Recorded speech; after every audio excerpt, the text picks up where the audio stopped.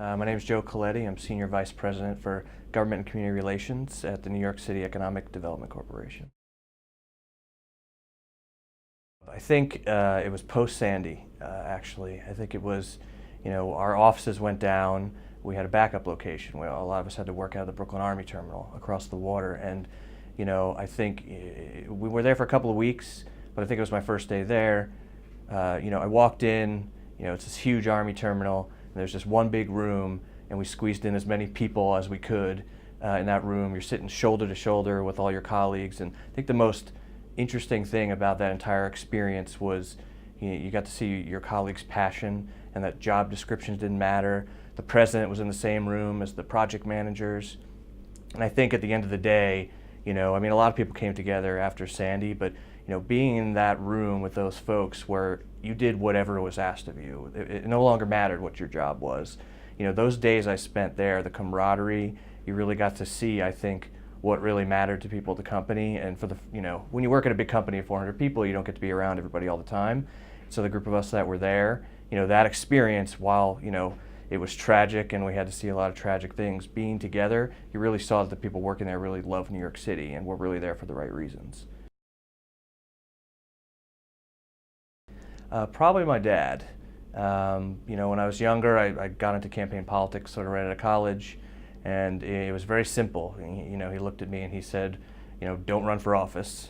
You'll learn why as you do this, but more importantly, it's better to be, the guy behind the guy than the guy or girl.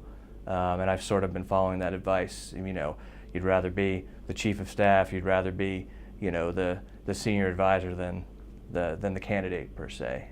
And I've kind of lived by that in my career.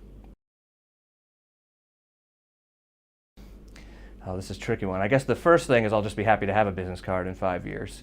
But I think simply, I hope somewhere on it it says, New York City, because, when I came back to New York City, like, I want to work here, I want to stay here. This is where I expect to be career-wise for hopefully the rest of my life. Well, I like to look in the fictional realm, I guess, on this one. Frank Underwood, for those of you that are House of Cards fans, minus a few things, if you watch the season, that I wouldn't admire. That guy, it's a great character, and, I consider him somewhat of a, I don't know if I call him an idol, but, somebody that I'm fascinated by. Oh, my ideal weekend. Some of my friends might criticize me for this, but I'm originally from New Jersey, so I grew up as a Jersey Shore rat. So my ideal weekend is, heading down to like Point Pleasant, hitting the boardwalk.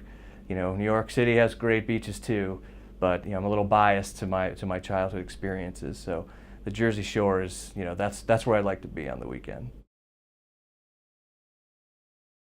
I'm a huge soccer fan, which I don't think anybody really knows. Because it's hard to find other soccer fans sometimes to share your passion with.